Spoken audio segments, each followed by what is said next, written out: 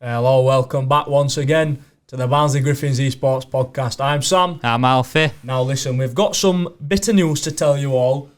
Our radio station that we're on, The Vibe, has won the Young Audio Awards Radio Station of the Year. So technically, you are listening to the best podcast of the year in this country. That's what we think. That's what we think. We'll but I'm making that statement claim. Joe Rogan, we're coming for you, son. Right. So today we're here with Jamie. Hello, how are you doing? Do you want to introduce yourself a bit and tell us what you're about? Yeah, absolutely. So my name is Jamie Sykes. I'm a business development exec at Team Endpoint for Sheffield and one of the UK's biggest esports organisations. I also head up our bootcamping business, Prac Rooms. So we specialise in professional B2B bootcamping for organisations. So we work with sort of Rocket League teams, Apex teams, Counter-Strike teams. Anyone who wants to come and sort of push the best performance out of their team, come to see us in Sheffield. Right, am I right that you actually did come to Barnsley College? I did, yeah. I came to Barnsley College. I actually left here in 2019. Wow. So, as from Barnsley, personally, being, a big lad from Barnsley, I love everything about this town and this place. I love homegrown talent. So the football club, right down from the grassroots levels to right up to the senior football teams. Absolutely. Everything, even within college, we're all about homegrown talent and we love that. So as you kind of being like a bit of homegrown talent that's been able to go to this big esports thing, can you share some of your insights and strategies that you've maybe used or tried to, get to where you are today? Yeah, so I appreciate, first of all, homegrown talent, I love that. I think for me, it was all about networking. I think we all understand how hard it is to actually get into this industry. When you guys obviously leave college in a couple of years' time, a year to 2 years, you're going to be fighting against hundreds of other people at other colleges, all wanting to get the same positions. I feel I was very lucky in a sense to get in when I did, because it's only going to get harder and harder every year as there's more people graduating with these programs and not a whole lot of opportunity in the industry. Just networking was a huge thing for me. I met the right people at the right times and presented myself in a way where I looked like a desirable candidate for a job, and it just ended up working out really well. So that was your definite main key factor that contributed to T6X, definitely networking. Networking and outside experience. So can you explain more on that outside experience, like internships and whatever else? Yeah, absolutely. So I actually started off. My original first jobs, I worked at a KFC and a Tesco's in the area when I was still here at college. I went on, I'd finish Tesco's 10 o'clock at night. I'd drive home to Sheffield. It's half an hour's drive. I'd then get onto my PC and we'd sit in staff meetings with tiny bedroom organizations, grassroots. We'd go over sponsorship acquisition, social media marketing, all the things we needed to do to grow the brand. So that's kind of where I kicked it off. When I first started in esports, I was making £40 a month, just managing social media and sponsors for tiny organizations. So write that down, networking, right? Yeah, we'll remember that one. Top tip. Don't worry, I'm taking some notes while we're here, don't worry. I'm trying to get as much information I can get out of you. So, does it being from Barnsley College, does it really affect you in a way obviously from me, I'm going to say it how it is because I don't really want to beat around the bush. I've got quite a strong accent. So for me, somebody like me with a kind of accent like I've got, would you kind of say, for me personally now, would you say stick to it because it's more classed as a bit of trustworthy, it's kind of who you are, it makes you stand out, or would you try develop, get rid of it? I think being authentic is really, really important. I think you should always be true to yourself. I speak to people in organisations, CEOs and directors of companies valued at millions and millions of pounds. And I still have, not as much, because I live in Sheffield now and I've kind of forced myself to lose it. I've still got that Barnsley twang. Every now and again it comes out a little bit of accent, but you should always 100% be authentic and just be yourself. Don't force yourself to change who you are to fit into this industry, because I feel like it's people value real people. Stick with it. That's a valid point, I think. Don't be a yes man, just be your own person. Yeah, I agree. So obviously, me and Sam, we're aspiring esports professionals. We want to make it in this industry, don't we? We think we've got a future in shoutcasting. And what would you say, important do's and don'ts for your journey? What would you recommend that we keep in mind on this journey throughout esports? I think in the do's section, things you should definitely consider, like obviously growing your network, obviously work for free where possible. Don't be taken advantage of. That's a huge thing. People get confused with like working for free and then be taken advantage of. Getting that work experience in early will open up so many doors. I've got a lot of friends in the industry who shoutcast, who started off doing it for free as part of college projects, university projects, who've gone on to cast for, like Newell, NSE, and then onto like Valorant Beacon and things like that. So there's a progression there from volunteering to being all the way up to grassroots and professional broadcasting.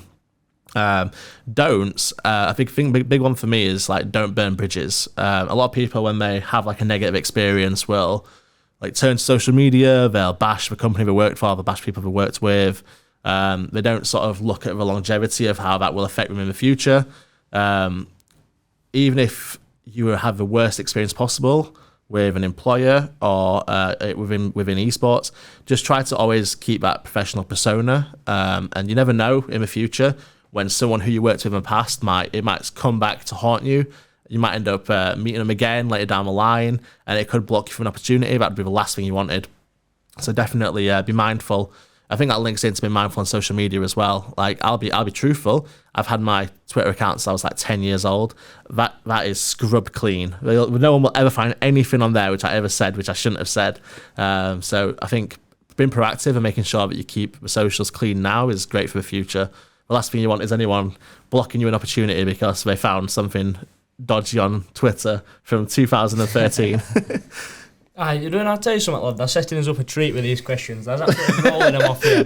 Go for it. You keep going on about networking's crucial. And again, set me up for the next question here. This is why you can come again, you son.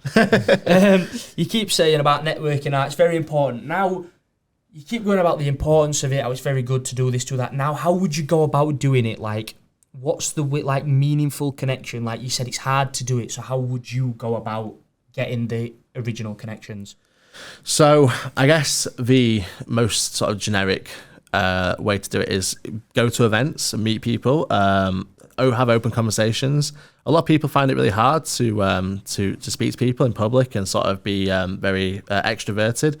I think that's a massive benefit if you're quite an extroverted person. I think you probably agree. Come on, very extroverted. Flying already. It's really easy to sort of meet people and find those connections. In my instance with Endpoint, so I mean, you guys, I've obviously been to Barnsley before and done my talk previously, so you guys might remember. I actually sent a corporate gift to my boss Adam, the CEO of Endpoint, Adam Jessup. It didn't get to him in the end. It actually got lost because it was a forwarding address, which is a whole story for another time. But it's in there was my CV and all the information he needed about me and who I am as a person, as an employee, which reflected back to show my abilities, in industry, market myself, and show that I have the capabilities to, conduct like really effective outreach and things, which ended up being a benefit later down the line with this new position. If it's something you really want to do, standing out of the box and appealing to the people that make those decisions can be really helpful. Sort of directly networking and not so much like, the traditional going to events. I think at your level now, like ESI is a perfect place to start. The Esports Insider events that Sam Cook hosts, like biannually, they're fantastic. What time are annually? When are we talking these events? Because again, taking notes. Yeah, I know you're all good. I mean, ESI is a huge event, so there's loads of information online. But they have 2 events usually. One will be sort of around central UK, sort of Midlands area. The last one was in Warwick, so not far from Birmingham. And then they have a second event, the big one, sort of a flagship event in London every year. So it attracts, thousands of industry professionals from not just esports, but sort of wider brands, but also have esports departments and things like that. And it's a great place to meet people and potentially find positions in the future. So you never know when. I mean, I got offered jobs from people I met at ESI in the past. Like, it's perfect. You meet someone, you connect with them on LinkedIn and Twitter. They see what you're about, they see what your work ethic's like, and then later down the line, something comes up and they think, oh, I know, Jamie would be a perfect person to do that job. Let's drop him a message and see if he's available. Yeah. So yeah, there's definitely opportunities there, worth attending events. Yeah, I think that's important. Like with me and Sam, we've got social media accounts and we do as much as we can to try and get us foot in door. And I think that's important at the start of your esports journey. getting your foot in the door. So how would you say that social media has an impact on getting your foot in the door? Like, how would you say, what's the best way to go about using social media to help you start your career, sort of? I think like Twitter and TikTok and places like that these days are the sort of networking tools of the future, if not presently. I would say there's more benefit in having a professional Twitter account where you connect with other like-minded individuals and people you might just admire in the industry than, say, LinkedIn in some instances. I think a lot of what's on LinkedIn is quite fake. A lot of people like bloat up like with their achievements and things like that. You don't always see the negatives, and it's not always sort of tailored. You see people's content on there that isn't really like relevant to what you guys might want to do in the future, like shoutcasting, for example. On Twitter, you can connect with every single shoutcaster from every single esport. You can see what they're up to, what projects they're working on. Sometimes, like in our instance, we post like if we need someone to do observing for a broadcast, or if we are doing like a community broadcast and need someone to shoutcast it, we'll post onto Twitter saying, this role's opened up for this evening. If anyone freelance wants to come and work it, the amount of opportunities you can find through having like a well-built social media network is fantastic. Especially in like things like shoutcasting and freelance work, graphic design, video editing, things like that. Now, well, like Alfie said, we've got an Instagram. Have you got a TikTok? I haven't got a TikTok. I've got a business. I've got a personal TikTok, obviously, and I've got a business one, which is my college one. Now, I put a few clips. You say obviously you make a few TikToks and that, didn't you? Yeah, so right. I was social media intern originally, so yeah, I did a lot of TikTok. Right, sound. I put two or three like podcast clips that we're going to try promote it, get everyone out there. They got about 300, 400 views. Now, what's the best way to say that I could grasp more viewers and maybe 1,000 or maybe even more? How would you? I think a lot of the time people will go onto like YouTube and onto TikTok and they'll do videos where they say, this is how you can absolutely grow your socials, your TikTok videos from this to this. And in truth, in my opinion, and if anyone wants to prove me wrong, then by all means, but no one, in my opinion, knows exactly how to grow content on TikTok. Anyone who says they do is lying, because the algorithm is constantly developing, constantly changing. What got 1,000 views one day could get 100,000 views the next, and then the next it can get 100 views. And I've been a victim of it myself. Like, I had a week where I was just posting content onto the Endpoint socials, which was just absolutely banging. Like, I was literally in a nightclub in Sheffield one night, and I'm with my boss, and I'm like, "Yo, look at the TikTok, bro! Like, we've got like 10,000 views on this video in like an hour. Like, 10,000 views in an hour is great for us. We'd get like, we'd be lucky if we got 10,000 in like a week or a month. So to get like 10,000 in a day was, in an hour after posting, was fantastic. So to like circle back to the question, I don't think there is any sort of given formula. It's just about finding out what works and having consistency. I started a personal account to sort of document what I was doing with work a long time since, and I was posting like semi-consistently and seeing some like good results immediately because it was quite a niche piece of content.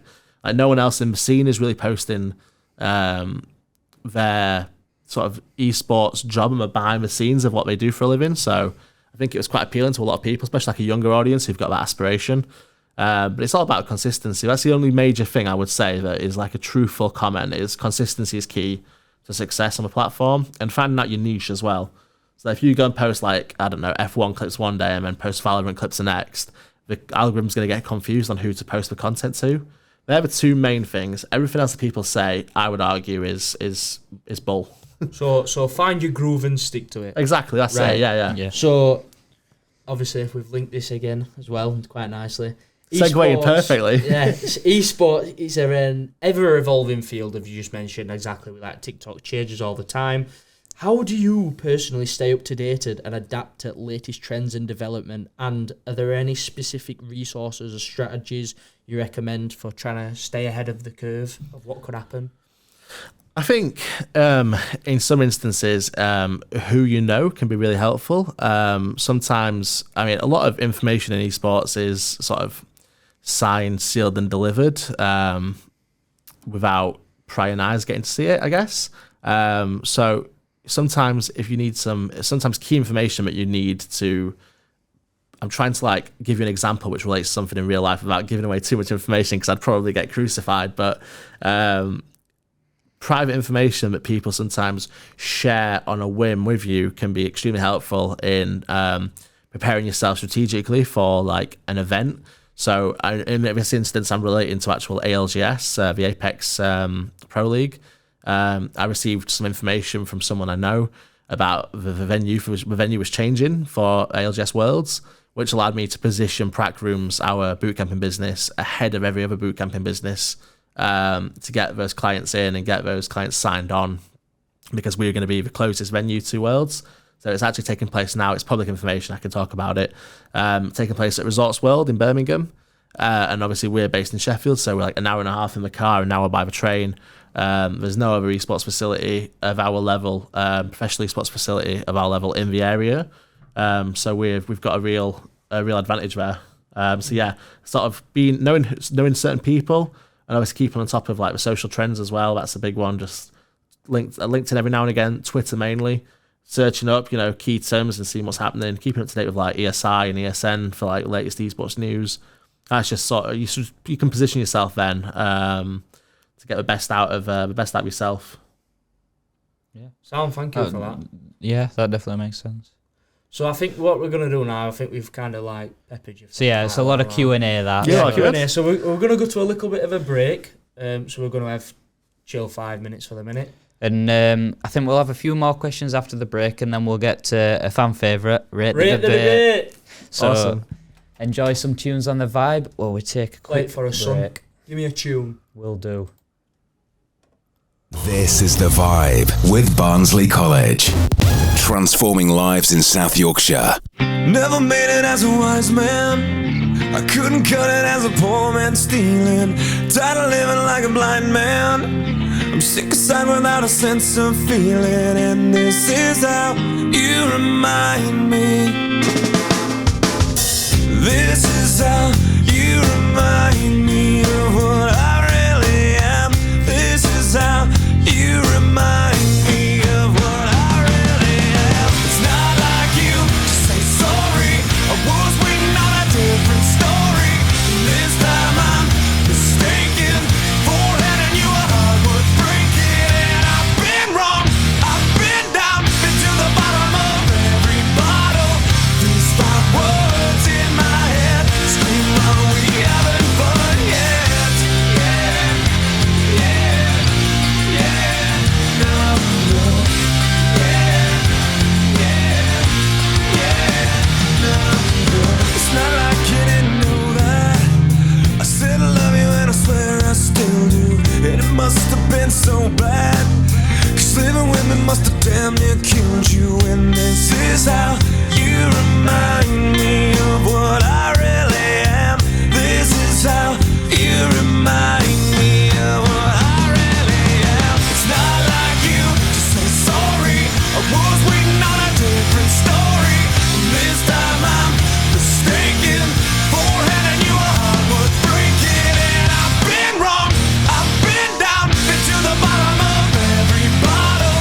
These 5 words in my head scream, "Are we having fun yet?"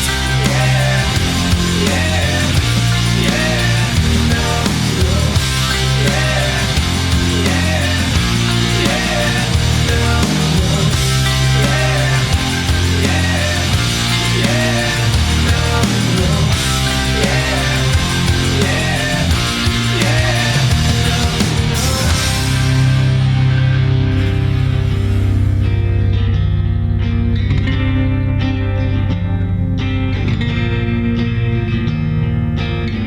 Never made it as a wise man. I couldn't cut it as a poor man stealing. And this is how you remind me. This is how you remind me. This is how you remind me of what I really am. This is how you remind me of what I really am. It's not like you to say sorry. I was waiting on a different story. This time I'm mistaken for handing you a heart worth breaking. And I've been wrong, I've been down, been to the bottom of every bottle. These 5 words in my head scream, "Are we having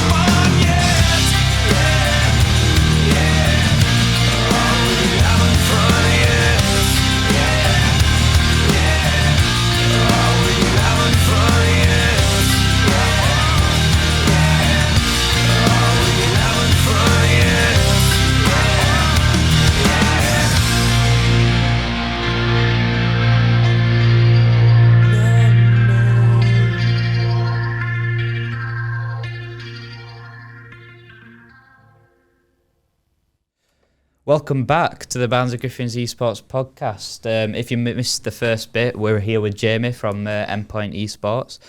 And me and Sam have got some questions lined up that we'd like to ask him about esports industry, because obviously me and Sam are quite new to it, but we want to get as much insight as we can for not just us, but for the viewers watching. So for me, looking from an outside point of view, obviously Esports, this big esports company, how would you say that like sponsorships and partnerships have a role in esports? Like, how big are they? I think for the most part, sponsorships and partnerships are your main income source. So, in my head, kind of thinking off the cuff, like right now, 75 to 8% of like revenue for the org is probably like sponsorship and partnership acquisitions. So yeah, massive role, and obviously how we meet their KPIs is super important, because they don't return for another year, basically. If we don't meet their needs as a brand and we lose that sponsor, it's massively impactful, because at the end of the day, it's jobs. The revenue we bring in through sponsorships pays for like my salary, my colleagues' salaries, pays for players' salaries. Obviously, there's also like prize money in there as well.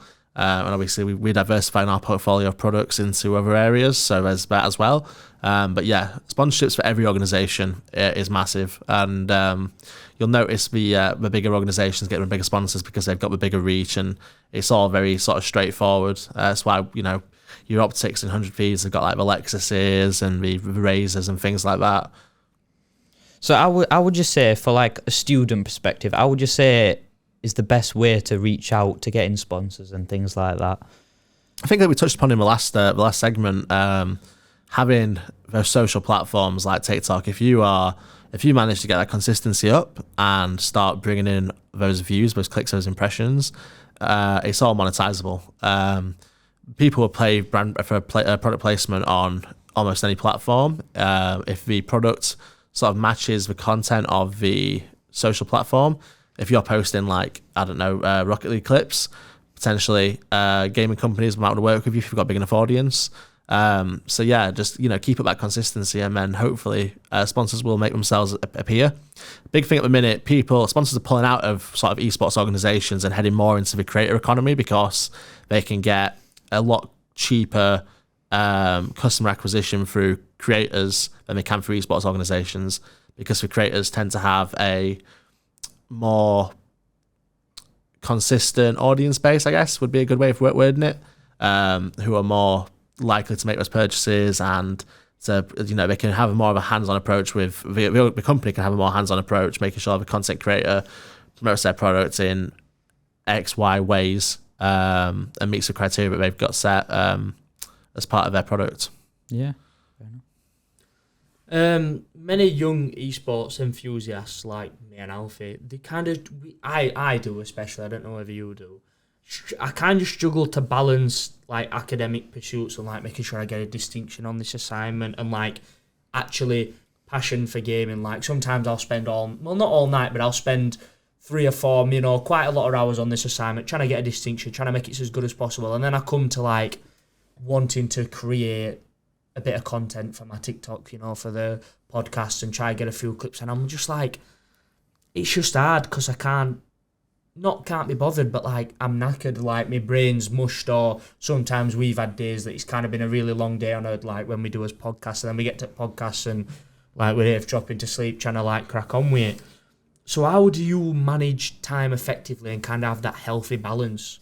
I mean, anyone who's watching this podcast and knows me in real life is going to start laughing now when you say manage time effectively. I am probably the worst person in the world for managing my time effectively.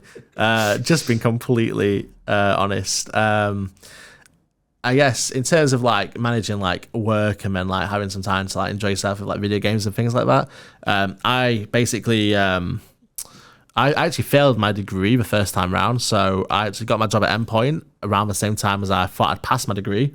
Found out I'd failed one module and I had to resit the module, so I was actually working full-time for Endpoint and finishing off my degree at the same time. So trying to find time in between to actually enjoy myself was sort of few and far between. Fortunately, it was only one module, so it wasn't too intensive, but yeah, trying to find a balance can be really hard. I'm really pleased now that I've got only like one area to focus on, which is just my career.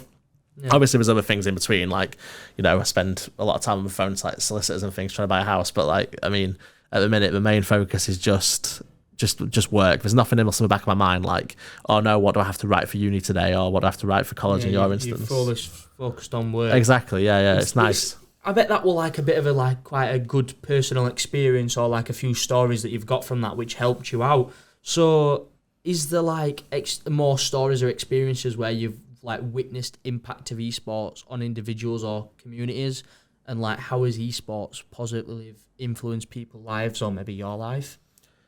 Oh God, I mean, it's a great question. So I'll tell you a little story. So, like I had a really rough time through the first like COVID pandemic, the first lockdown, like when it was like initially really bad.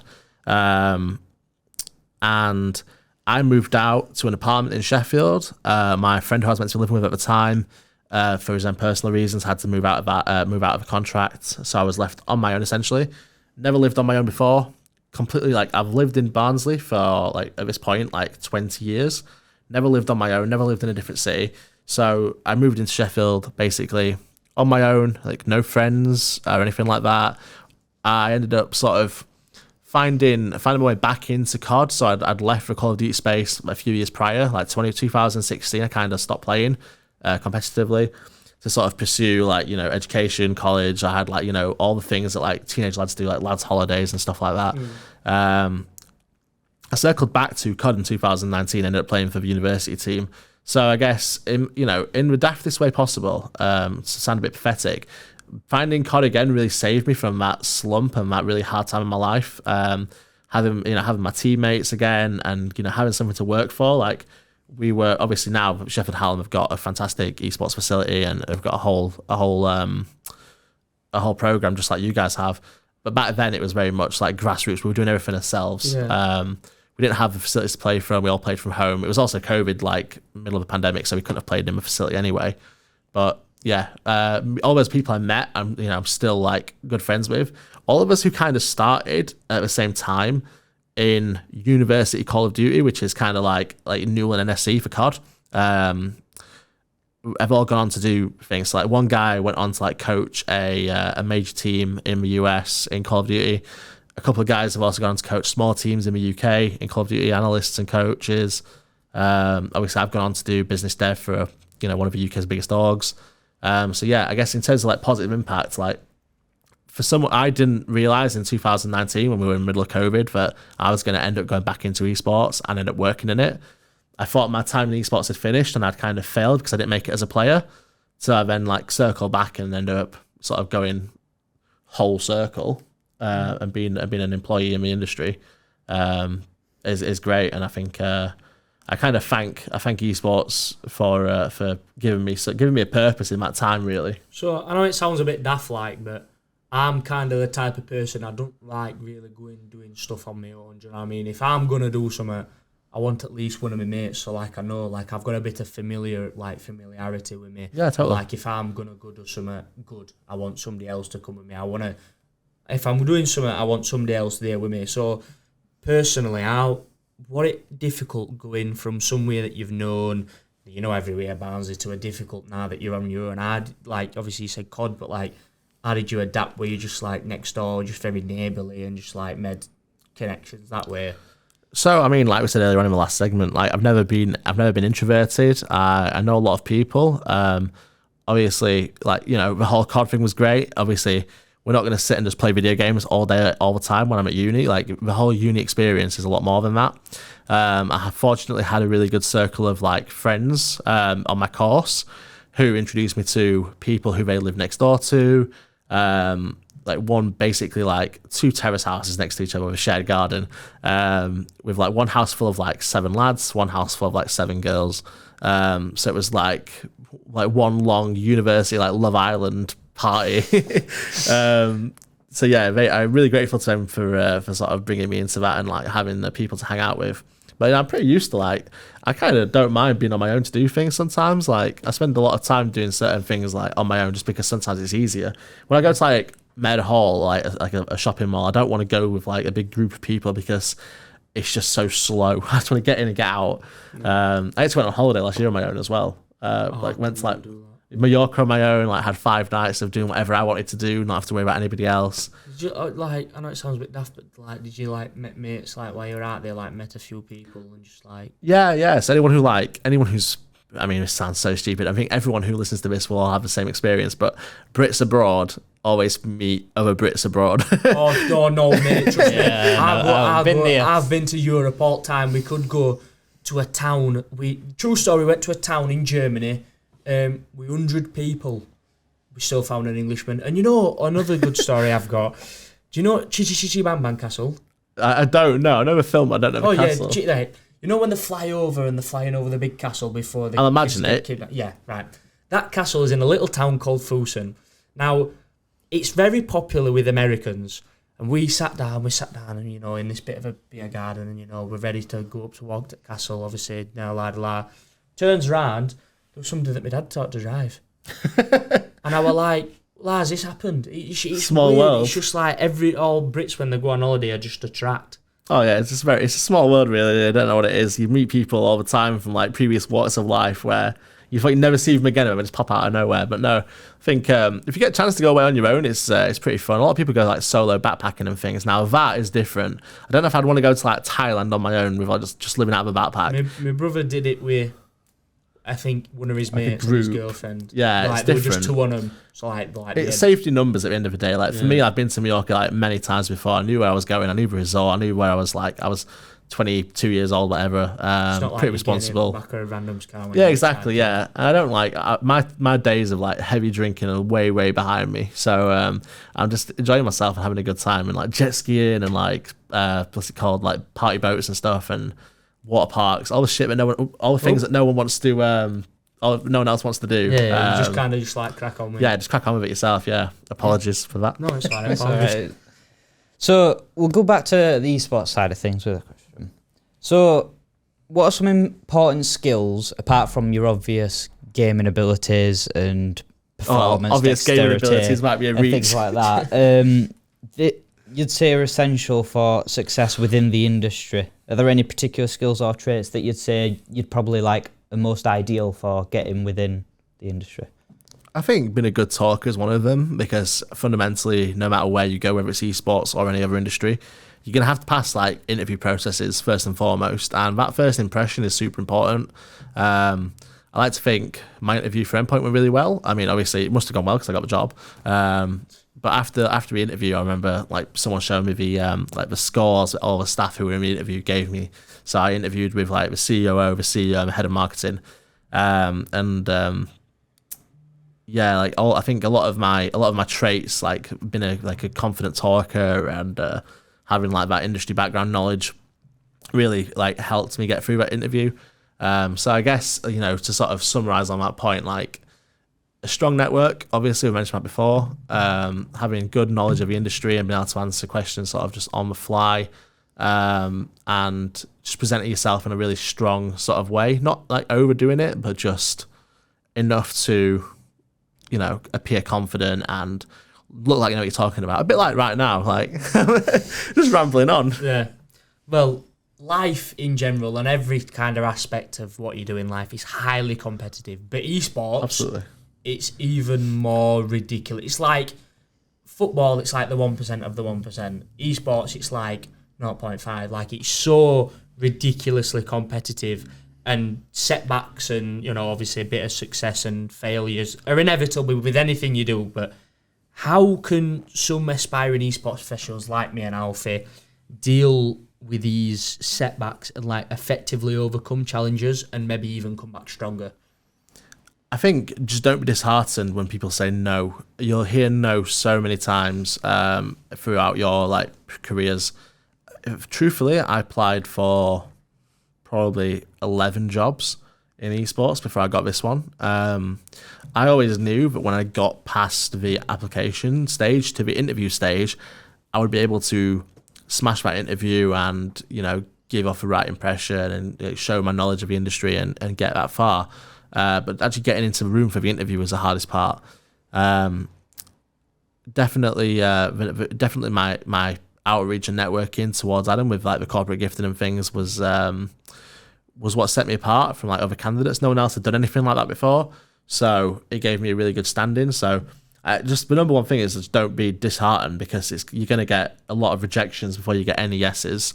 What you guys are doing like now, with like you're putting together portfolios of like, you know, podcasting and like things you've worked on product wise, which you can show potential employers, are perfect. Like that's exactly the kind of thing you need to set yourself apart from the other 100 and thousands of people that are going to graduate with like esports degrees and diplomas in college, who are also going to be applying for the same jobs. You mentioned sports, like football is like a proven time-old business model now, and there's loads of positions that pop up in football.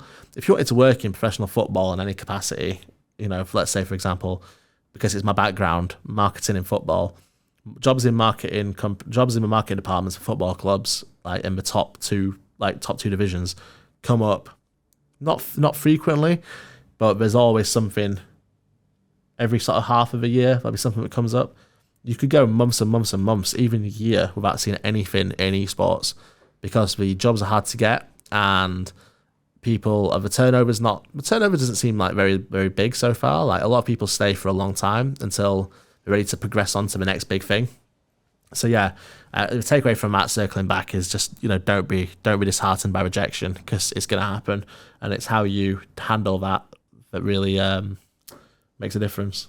Yeah, it makes a valid point, because me and Sam, we've had some yes and no's, haven't we? We're lucky enough to obviously shoutcast at Bet and things like that, but we've overcome those struggles. We got a few no's while we were there, though, didn't we? But yeah, we still cracked on. Yeah, you've got to ask. You ask at the end of the day, and you know, if they say no, then no problem. But asking, at least I know who you are now, because you asked. You know? Exactly, and we've got us foot in door. We're known by some people at British Esports and things. That shoutcaster at Bet that did it with us, he were really nice. Yeah.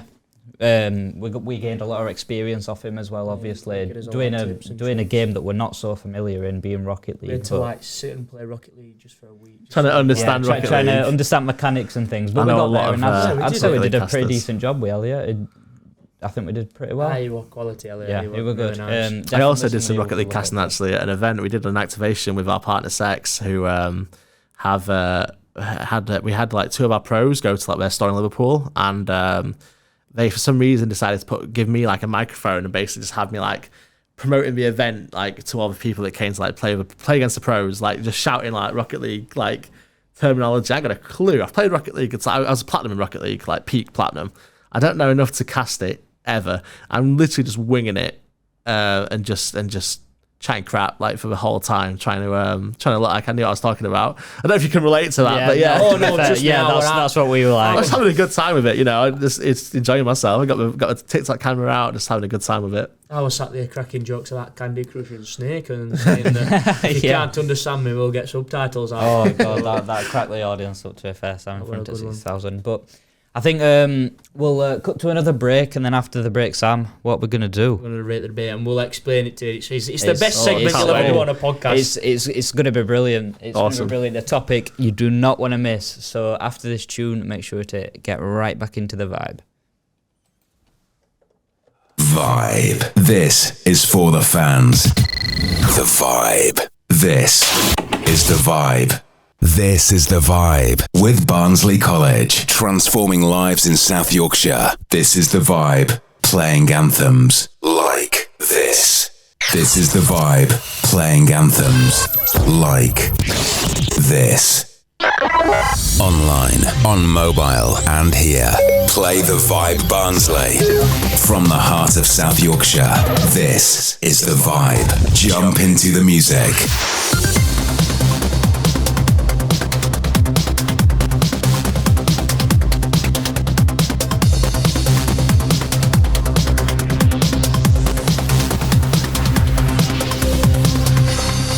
Follow us on Twitter at The Vibe Barnsley.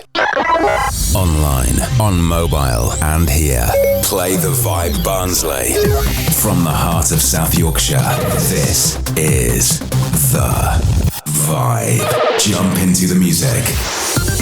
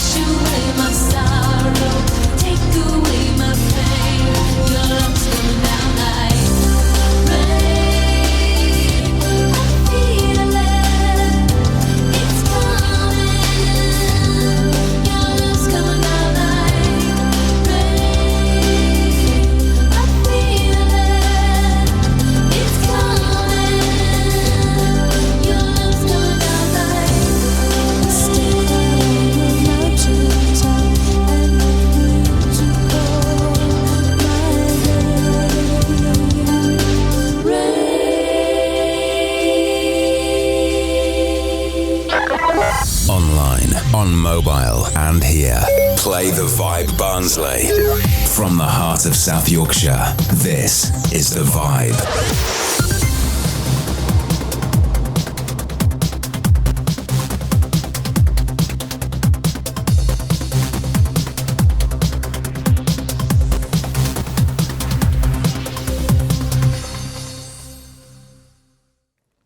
Right, here we go. Rate the Debate. Right. The avid listeners will know Rate the Debate is the best section on any podcast ever in the world. Is that right? It is indeed. And obviously, we're going to have to tailor it to his guest today. So awesome. It's like one Potmaster. To basically explain Rate the Debate is either one of us, so either me or Alfie, will come up with the debate and you debate with the other member. And then at the end, we kind of the other one who's not debating weighs up who has the stronger argument. So obviously you said you played COD quite a lot and COD saved you. Me and Alfie love a bit of Search and Destroy. You've played more COD than me. I've had an excessive amount of hours on COD. Right. So the best COD of all time. Now this counts of all three: campaign, zombies or co-op. Because obviously some CODs don't have zombies, and then multiplayer as well. So it cuts across all three game modes, everything about it. So they're like the most polished one. Right, okay, I see how it is. So do I go first then? If you want, you just... If not, we can just start with like what COD you started on, what you don't mind, underrated CODs, all like that. Start us off. Give us a hot take. My first Call of Duty, right, Modern Warfare 3, I actually walked into the game store in Barnsley Town Centre. I was like 11 years old. I walked up to the counter of the game, like, hey, can I pay for this, please? No, it's an 18 rated game. Like, what do you think you're doing? You get your dad. I'm like, oh, I didn't even realise my mistake. So went and brought him in and he paid for it. First COD. I think in terms of my own personal experience, right, I always say Call of Duty Ghosts, greatest COD of all time. Oh my God. Strangely enough, I love Ghosts. So underrated. Ghosts was fantastic. Great game. Great playability, great mechanics. The gunplay was really fantastic. Like, there was a really balanced game. It was only like a 2 or 3 gun meta again. But it was like super fun to play, and for me personally, like that was a peak of my like esports career, like top 16s in like the weekend cups and things like that. That was like my prime right there. Until like Unicod came along, like years down the line, I won some championships in that. But like this was like my favorite probably period of COD like ever. Saying that, Cold War was also really good. Thank you. Cold War was fantastic. No, right. The amount of slander, I get is unbelievable. What do you think of Cold War Zombies?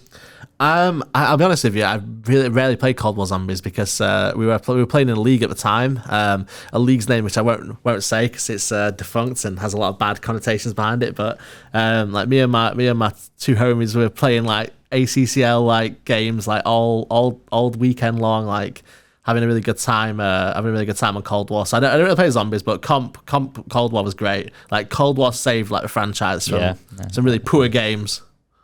I'm thinking that it won't. No, it won't. What are you thinking? One of my other, you know, when they used to do the little tournaments, like the 3v3, 2v2, like the gunfights, on the small base map. Little tournaments, and me and my old mate Jack Poskett. Oh my God, we genuinely spent days sat on like just doing 2v2 gunfights. It was brilliant. I loved it. Cold War was, I think, a very underrated Call of Duty. Cold War was great. A lot of hate. I think in terms of like most polished overall.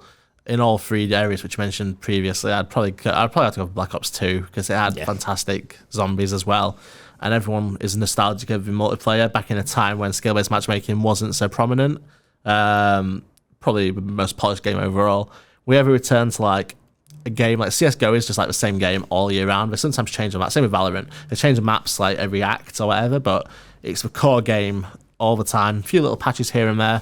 If COD ever did something like that, and they based it off of like the Black Ops 2 engine in like a more modern aesthetic, then it would probably be the highest grossing game of the year for sure. Really popular. Like Call of Duty Mobile in like the Asian market is huge. Like everyone loves it. It's just one consistent game with like DLC microtransactions.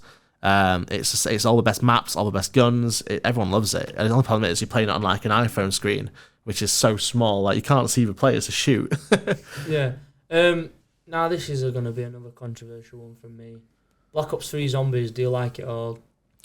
Remind me of some Black Ops 3 zombie maps. I don't know. I played about an hour on it and I got really bored.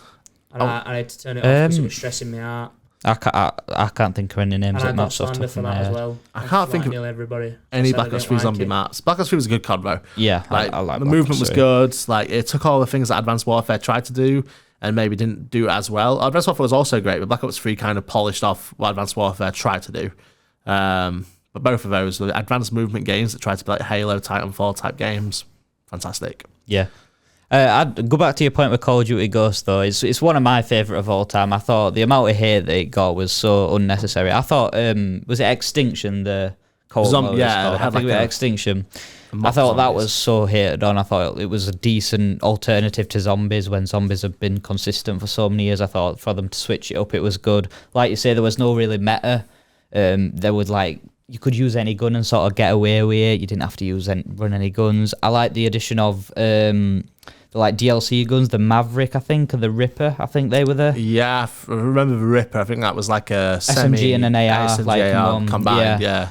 But yeah, I rate Call of Duty Ghost. I thought the maps were brilliant, and yeah, it's one of my favourite, definitely. And it had that cool camo, the Spectrum camo, like the rainbow one. Not everyone could have it. Like it was rare. You had to know someone who knew someone to get it. Like you had to buy it off eBay. Like that sort of thing is like really cool. Like I'm gonna be honest, this is not COD, but I absolutely loved it, and I'm really sad the game died. Splitgate.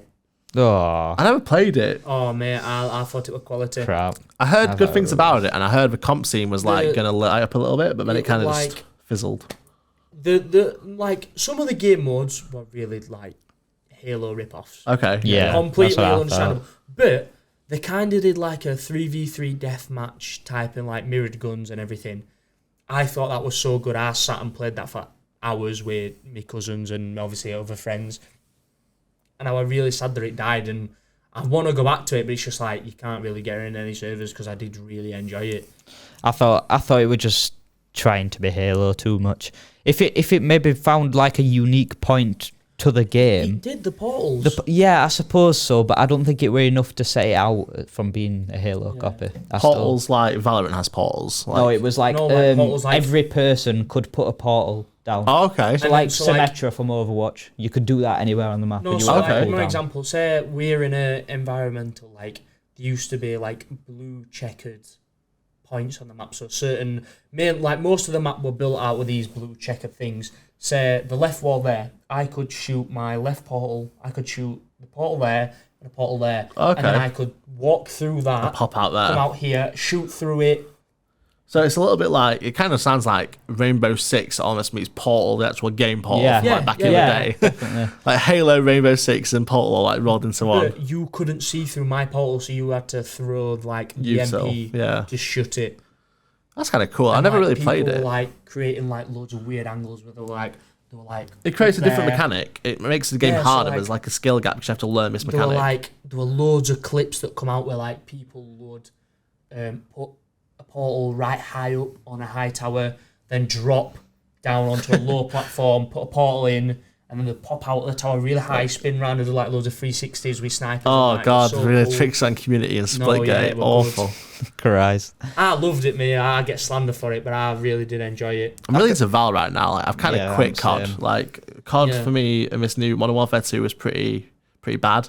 Didn't really enjoy it. Had like really bad placements. I just came back for like one more season just to like run it back with the boys one more time. Ended up like just all saying, you know what, sod this. We all bought. Well, I had a PC already, but everyone bought PCs.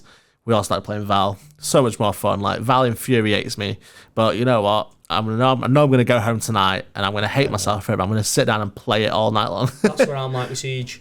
Oh my god, that game makes me want to headbutt walls. I can't play Siege. I'm not. Oh. I don't think I've got I the. ain't played it for ages. I play it with JB, one of my mates, and I'll sit there in a party. There's like 5 of us in this party, and there'll only me and him play it. And we'll just sit there, and every now and again, you'll just hear us go, Yeah, the sigh. just that really sad sigh, and then it just goes, can't be bothered, I'm going on something else. And then you turn it off, and then you realise you've got that many games, you've got like 50 odd games on your Xbox, but you're just like, there's no interest in to play other than this one game, but this one game infuriates you that much. Oh, I've got some serious clips on my hard drive of like me in game, like where I've shadow played like good moments. It's mostly like winning, like if you win like a really good clutch, you're just like screaming like you're on main stage. Like it's like your bedroom, bro. Calm down. But no, it's a fun game. Yeah, so go back to you. What's your favourite Call of Duty then? I'm going to be really honest with you. Mine's kind of a bit weird. My first proper COD was 19 that I played online lobbies, was Modern Warfare 19. Now, for me, Good COD. that was it in lockdown, that one? It was. Yes. Yeah, it was. It was in lockdown. So I had a really good, like, I don't really speak to my brothers because they're like a lot older. They're like busy at work, got their own lives and that. Now, for me, he couldn't go to work. He could in certain cases because he's a plasterer. Now I got some really good funny things and I could like get kind of close with him through playing Modern Warfare on Search and Destroy. Now he'd obviously played all the the other Old ones CODs, coming up, so I was kind of like watching what he's doing, and I'm like, this is another side to my brother I've never seen before. What's this? I'm normally used to the family friendly types. Obviously, you could tell what we're going off and everything else. And then my old group of friends, like, I don't really speak to them anymore. That's probably one of the only games we played constantly at it. All of us on Search and Destroy, Protect the President, the VIP mode. That's where I kind of fell in love for like the Search and Destroy type modes, which I probably like. I resonated with Siege so much now because I love like very Search and similar Destroy type modes. So that was probably my favourite. But I did like Cold War because Cold War was my first one where I could play on a keyboard and mouse and I could play zombies. Yeah, that's fair enough. I think I'd agree with you. Black Ops 2 most polished. I thought every aspect of it was sort of like brilliant. It was just really good COD all round. There were not really much up with it. But my favourite's got to be Ghosts. I think that COD is just so hated on. I spent so much time on it. Got max prestige at a young age as well. I probably wasn't old enough to play the game. Oh, definitely but, not. How old are you now? 17. So yeah, you were definitely old enough. Definitely wasn't old I was enough to play the 13, game. so you'd have been like single digits. The only thing that the only reason why I played Call of Duty Ghosts is because I wasn't allowed 18s and it was a 16. Oh really? Okay. I think it's one of the only Call of Duties that's a 16. That's a reach. Yeah. See, my first one was, I think when the Xbox One come out, Yeah. I didn't have an Xbox, so my mum were like, nah, I'm not. I'll get you an Xbox 360. So everybody like moved to the one. I was on the 360, so I used to like sit pain. on my own playing WWE 2K games. Oh no. So I used to sit there playing them. Then I was like, can I get the Black Ops games? And she's like, yeah, if you turn the volume down. So I used to just sit there running around just like on my own with bots, like doing free for alls in different modes. So that's what kind of like my Black Ops 1, Black Ops 2, Modern Warfare 2 experience was, just playing bots. Yeah. They weren't really like great for me in a way. Yeah. Funny you should mention the turn the volume down thing. It just reminds me of when like GTA 5 came out years and years ago. Same. How it's like tell my mum we've got to turn the volume explain down. to my mum why there's a lady dancing on me in a dark room. You went to shoe shop. Yeah, shoe shop. Oh. They really sell stilettos though. They don't sell any men's shoes. Do you remember on GTA the story? You know the mission where Franklin has to go to the paparazzi and he has to spy on the famous woman. Yeah. And she's there with a boyfriend. Now, me and my cousin, who were quite a bit older, he were like 2 or 3 years older than me. I was like, I'm stuck on this mission, I can't do it, I don't know what to do. So he did the mission, and they did that mission, and obviously like the main like ending of that mission when my mum walked in. Oh no. So we just it was just really awkward as we turned around, and there's like us there as like 11 and 13. It's easy to explain to your parents when you've got a friend there. Oh yeah, no. This doesn't back you up. Easier. But when you're on your own, it's kind of like bunny with headlights. It's like, what do I do? I don't know if my mum will watch this because like she's very like iffy about like what I do for a living. Like she understands it, but she also like completely gets everything confused. Bless her heart. But I remember when I was like 9, I had GTA Chinatown on my R4 card for the Nintendo DS. I might be showing my age here, I don't know. But when she found out what the GTA stood for and what the actual game consisted of, that was deleted like immediately. Yeah. I think a lot of parents are like quite skeptical about esports though. Yeah, definitely. Like, it took me a solid 6 months to wrap my dad's bit, because my dad's like a bit older, like he's very old fashioned. Yeah, totally. So it's like my mum's kind of like more up to date with things, but my dad is just like tunnel vision. He's just like, nah, I don't get it, and it took him a while to get everything. What are you saying? I was quite lucky, to be fair. My mum and dad were like, do whatever you want to do, whatever makes you happy, you choose and do it. See, for me, weirdly, that come from my nanan. Oh, right, fair enough. Which is like weird because you'd expect them to be more. She's probably like, older generation, but doesn't understand this new market. Yeah, she don't understand. I have to explain everything all the time. But she's just like, "Are you happy?" And I'm like, "Yeah." She's like, "Do you enjoy going in?" And I'm like, "Yeah." She's went, "Well, I'm not bothered. Then do what you want." Yeah, exactly. And I think it's like that in this day and age because esports is like fastest growing industry in the world. It's so big and nobody knows about it. Like when you first, like when most people probably say that they want to do esports at college and things like that, the parents will go, gaming. You're not doing gaming. Yeah, you just sit there and game all day. Yeah, exactly. I can one up that the one. Stereotype. I think it's hard to tell your parents what you do for a living. Try to tell people on Tinder that you work in gaming. Yes. I can't imagine. Try to explain that one. I don't tell them what I do at college. I just hair and beauty into every time we're out. Where did that come from? We once I do plumbing and electrics. we once went to we had a talk with the mayor, didn't we? Yeah, we had a talk with Mayor Barnsley. We were with hair and beauty students. Oh god. So obviously majority of them were like females and like obviously majority of us were all lads. And like then all sports kids come in. And they were all like looking at us and be like, "Oh, what do you do? What do you do?" Yeah, and obviously we were a bit embarrassed to say esports because they'll be like, "Oh, you do Who said gaming." it? I can't remember who said it. He just turned around. He just went, "Nah, mate, I'm in hair and beauty, me." And we were just dying. And then forever since then, we went on a trip to Wales. We were like, "Oh, you esports a lot?" We're like, "No, mate, we do hair and beauty." Yeah, it sort of saves us from the stereotype, doesn't it? Yeah. Even though in a safe still area. gives a dodgy look to be like, hair and beauty. Full group of lads are like, hair and beauty, what's going off? Do you know what I mean? It's a very diverse industry. Yeah, Oh, exactly. no, yeah, but they still give that old stereotypical look. Oh like, yeah, of course. hair and beauty. No, it's hard to explain to people what you do for a living, and no matter who it is. My mum went to her first LAN event, so when I was like 14, couldn't go to a LAN on my own, so she had to come with me. Shout out, mum.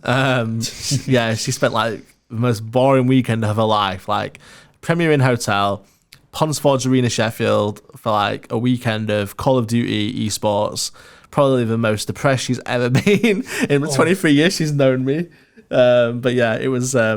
She understands kind of what I do. I think it's hard to explain to other people, like other parents, when they ask, or like her co-workers, you know, what's your Jamie doing? He works in. I think she just tells people I work in marketing and the media because I think it's easier to explain. Yeah, I've got a quite cool story for us. I think you were playing when we had that Sheffield United kid come in. Now, our group of class are like, obviously all esports, we all like to, like, when we're free and when we've got like lunch breaks, like when the day's done, we all go to the Astro down at the football. Oh yeah. And we all go to Honeywell. football. Yeah, Honeywell. Now, I wouldn't say that we're brilliant. We're not amazing, but we're not like god awful stereotypical esports. Don't go outside. We play like a decent level of football. Okay. So this kid once brought his mate in, and he was like, "Oh yeah, I do drama," and we were like, "Oh, sound yeah, mate." Like getting to know him, and like he turned around and he says to me, and he was like, "So what are you all like then? Like you all like all right?" Or when I kind of turned around and I went, "You know what? We're somewhat all right. We're not great, but you know, we're not awful." Like trying to play it down a bit. I didn't want to sound big-headed and like. And he went, "All right, well, I play for Sheffield United Academy, so like, I'll take it easy on you. I might just run through a lot on you." And I was like, "Oh no, mate. If you want to like run through us and like crack on with it, like we like that bit of a challenge. We like that. We're competitive, mate." When I tell you that kid didn't put a shot on target. He were awful. He but definitely a lie to say the least. Oh no, he were definitely lying through his back teeth because my God, Couldn't hit the broadside of a barn door. No, mate. He were absolutely god awful, and we were running rings around him. Even people that, no offense to him, Harrison, he tries, doesn't he? He loves a good game, Harrison, but he's not great at football. Even he was still like running rings around him. It were like. He definitely underestimated the situation, thinking that we'd be absolutely diabolical. He kind of come in and was like, "Yeah, like I play for Sheffield United Academy." And we were like, we asked at the end. I was like, "Are you sure you play for Sheffield United Academy?" With disrespect. Yeah, and he sat there like, "Yeah, I definitely do." I was like, "Right, sound." You don't have to do dirty like that. I think that we actually recorded that game as well, but the recording didn't get saved, and I'd love to have watched it back. We were all like, "Get over there, somebody run a ring round him." Do you know what I mean? Oh, brilliant. What happened to rate the debate? We've gone on a tangent there, haven't we? Many tangents. Shall we bring it to an end then with us final answers with rate the debate? Go on then. Best COD. Modern Warfare 19. I'm gonna go Ghosts, like through and through. I'm gonna say Ghost too. Right. I confidently say Ghost. So anyway, I'll normally you say. Modern Warfare 19 is good because Warzone was like exceptional. Yeah, like Warzone, that's what like Yeah, made that's Modern Warfare 19. So Warzone like, saved decent. many lads in like COVID pandemic from like 100%. mental health issues. Like 100%. a Stella in one hand and a controller in the other. Life was good. Life, especially during lockdown as well. That was a very good time. It were revolutionary in world. Oh yeah, absolutely. I mean, Battle Royales have been around for yonks, but that was Warzone was great. But like the second coming of Fortnite. Yeah. Just kind of ruined it. I didn't play Fortnite because I was probably a bit too old, but yeah, definitely. But thank you for coming. No problem. Thank you for having me. I appreciate it. Yeah, no problem. And obviously, good luck with everything you guys are up to, and congratulations again on the award with KISS. It's great. Great to see Barnsley College getting so involved in esports. 7 years too late because I've gone now. But alumni and all that. So yeah, it's great to come back and see what you guys are up to and be a part of it. We've really appreciated taking a few notes. And Yeah, your thoughts on things. It's really helped us out. It's a pleasure hearing from an esports professional. Somebody that's like what we said, it's homegrown. Like we can relate to you more than somebody that's come from down London. Do you know what I mean? Yeah, exactly. Yeah, for sure. A bit more realistic. So we'll probably have his next podcast next year, won't we, Samuel? Yeah, we thought we were finished, but we thought we'd give a little special. Yeah, we had to Season put one finale. out there for the fans. But we'll probably catch all as viewers next year, next academic year, where we get back to usual, Which get will some be in September, August time. Yes, it will. We'll make sure to keep up on our socials, BSA Conte and BSA_ASCII.11. and we'll make sure to keep up, letting you know when his podcasts are, so you can tune in again, and hopefully we can have some more guests just like Jamie. Before we go, thanks for listening. As I normally say watching, I normally mess that up. Alfie Son gives a tune to say goodbye. I always say this, I always like a good tune before we go. Come on, I want DJ Runback. DJ Spin. If it weren't for your maturity, none of this would have happened. Online, on mobile, and here. Play the Vibe Barnsley. From the heart of South Yorkshire, this is